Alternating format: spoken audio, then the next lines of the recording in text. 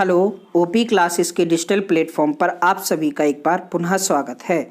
आज हम लोगों को पढ़ने हैं 12 दिसंबर 2020 के मोस्ट एक्सपेक्टेड करंट अफेयर्स। तो चलिए शुरू करते हैं और देखते हैं पहला प्रश्न। पहला प्रश्न है, किस बैंक ने आत्मनिर्भर महिला स्वर्ण योजना शुरू की है? तो हाल ही में बैंक ऑफ बड़ौदा ने आत्मनिर्भर महिला स्वर्ण योजना शुरू की है। इस योजना के तहत महिलाओं को 0.50% रियायत पर ऋण उपलब्ध कराया जाएगा। यह योजना बेंगलुरु की बीओबी शाखा राममूर्ति नगर से शुरू हुई है तथा देश की कुल 18 शाखाओं में इसका शुभारंभ किया गया है। वर्तमान में बैंक ऑफ बड़ौदा के प्रमुख हसमुख अधिया हैं, जबकि एमडी और सीईओ संजीव चड्ढा हैं। बैंक ऑफ बड़ौदा का मुख्यालय गुजरात के बड़ोदरा में स्थित है। इसके तहत गोल्ड लोन स्कीम के तहत एग्री गोल्ड लोन 0.25% रियायत पर, जबकि खुदरा ऋण 0.50% रियायत पर महिलाओं को उपलब्ध कराया जाएगा। चलिए देखते हैं हमारा आज का दूसरा प्रश्न। दूसरा प्रश्न है, विश्व आर्थिक मंच 2021 कहाँ आयोजित किया जाएगा? तो विश्व आर्थिक मंच 2021 का आयोजन सिंगापुर में किया जाएगा। पहले यह आयोजन स्विट्जरलैंड में होना था। बात की जाए विश्व आर्थिक मंच की, तो इसका मुख्यालय जेनेवा में स्थित है, जबकि इसकी स्थापना वर्ष 1971 में जेनेवा विश्वविद्यालय के प्रोफेसर क्लास एम श्वाब ने यूरोपीय प्रबंधन नाम से की थी। बाद में इसका नाम विश्व आर्थिक मंच कर दिया गया था। चलिए देखते हैं हमारा आज का तीसरा प्रश्न। तीसरा प्रश्न है, कौन से देश ने मालदीव को 2023 हिंद महासागर द्वीप खेलों के मेजबान के रूप में प्रतिस्थापित किया है? तो हाल ही में 2023 के हिंद महासागर द्वीप खेलों की मेजबानी मालदीव से हटाकर मेडागास्कर को दे दी गई।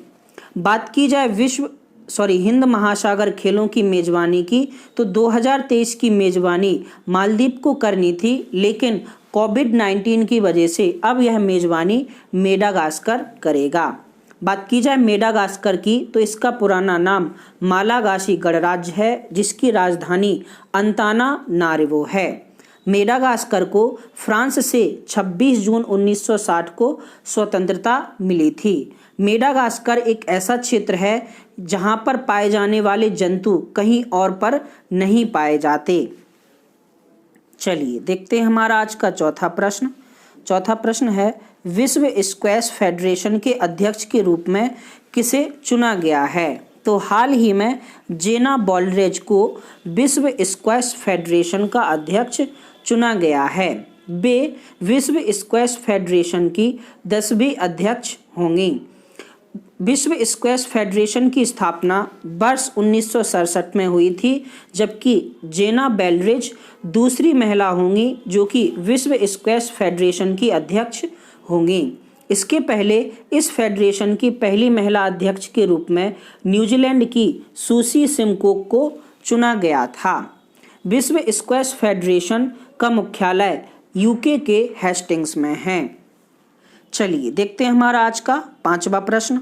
पांचवा प्रश्न है, पहले केंद्र शासित प्रदेश का नाम बताइए जिसे हाल ही में 100% जैविक घोषित किया गया है।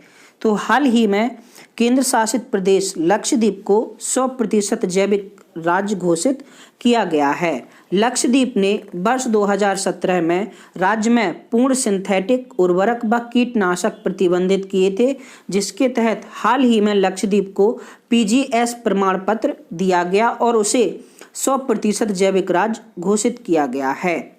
जैविक कृषि के तहत लक्षद्वीप ने उर्वरा शक्ति बढ़ाने के लिए फसल चक्र, हरी खाद तथा कंपोस्ट का प्रयोग किया था। बात की जाए लक्षद्वीप की, तो लक्षद्वीप पर कुल 36 द्वीप हैं। यह भारत का सबसे छोटा केंद्र शासित प्रदेश है, जो कि मात्र 32 वर्ग किलोमीटर में फैला है। लक्षद्वीप की राजधानी कवाराती है। चलिए देखते हैं हमारा आज का छठवां प्रश्न।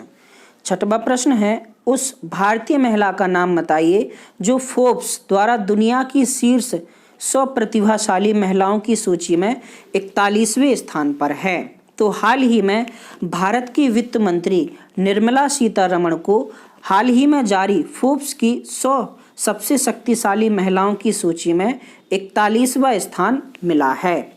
इस सूची में कुल 30 देशों की महिलाएं शामिल थीं, जिनमें 10 देशों की प्रमुख तथा 38 सीईओ और 5 मनोरंजन के क्षेत्र से जुड़ी थीं। इस सूची में भारत की नडार मल्होत्रा को 55वां, जबकि किरण मजूमदार 100 को 68वां स्थान मिला है। चलिए देखते हैं हमारा आज का 7वां प्रश्न। 7वां प्रश्न है, मानव अधिकार दिवस प्रत्येक वर्ष कब मनाया जाता है?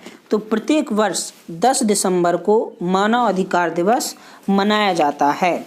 वर्ष 2020 में मानव अधिकार दिवस की थीम है मानव अधिकारों के लिए खड़े हो जाओ। मानव अधिकार दिवस की शुरुआत वर्ष 1950 से मानी जाती है, जब संयुक्त राष्ट्र द्वारा इसे स्थापित किया गया था। चलिए देखते हैं हमारा आज का 8वां प्रश्न। 8वां प्रश्न है, अस्ताद देबो जिनका हाल ही में निधन हो गया है वह एक थे। तो हाल ही में समकालीन नर्तक अस्ताद देबो का निधन हो गया है। 10 दिसंबर 2020 को 73 वर्ष की आयु में नृत्यकर्ता अस्ताद देबो का निधन हुआ है। उन्हें वर्ष 2007 में पद्मश्री से सम्मानित किया गया था। वे कथक और कथकली दोनों प्रकार के नृत्य में निपुण थे। चलिए देखते हैं हमारा आज का 9वां प्रश्न। 9वां प्रश्न है, वह पहला भारतीय राज्य कौन सा था जिसे 100% जैविक क्षेत्र घोषित किया गया था? तो सिक्किम पहला राज्य था जिसे 100% जैविक राज्य घोषित किया गया था।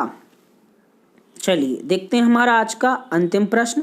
अंतिम प्रश्न है, फोर्ब्स की दुनिया में 100 सबसे शक्तिशाली महिलाओं की रैंकिंग में कौन प्रथम स्थान पर है? तो हाल ही में फोर्ब्स ने दुनिया की 100 सबसे ताकतवर महिलाओं की सूची जारी की है, जिनमें पहले स्थान पर जर्मनी की चांसलर एंजेला मार्केल हैं।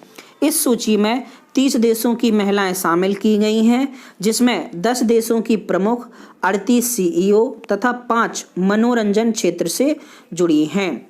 पहले स्थान पर जर्मनी की चांसलर एंजेला मार्केल, दूसरे स्थान पर क्रिस्टीना लेगार्ड जो कि यूरोपियन सेंट्रल बैंक की अध्यक्ष हैं, तीसरे स्थान पर यूएसए की उपराष्ट्रपति कमला हैरिस, चौथे स्थान पर उर्सुला वॉन डेर लेyen, 5वें स्थान पर मेलिंडा गेट्स, 6वें स्थान पर मैरी वारा, 7वें स्थान पर नैन्सी पेलोसी, 8वें स्थान पर एना वॉटिन, 9वें स्थान पर अबिगैल जॉनसन, जबकि 10वें स्थान पर गेल वॉडरॉक्स हैं।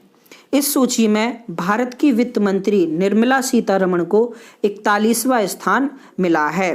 भारत की अन्य महिलाओं में नडार मल्होत्रा 55वें स्थान पर, जबकि किरण मजूमदार 168वें स्थान पर हैं। चलिए देखते हैं हमारा आज का क्वेश्चन ऑफ द डे। 12 दिसंबर 2020 का क्वेश्चन ऑफ द डे है, मेडागास्कर की राजधानी क्या है? किगाली, वारसा, एडिस अबाबा या फिर अंतानानारिवो। इसके अलावा सेशन ऑफ द डे का क्वेश्चन है, हाल ही में नृत्यकर्ता अस्ताद देबो का निधन हो गया है, उन्हें किस वर्ष पद्मश्री से सम्मानित किया गया था?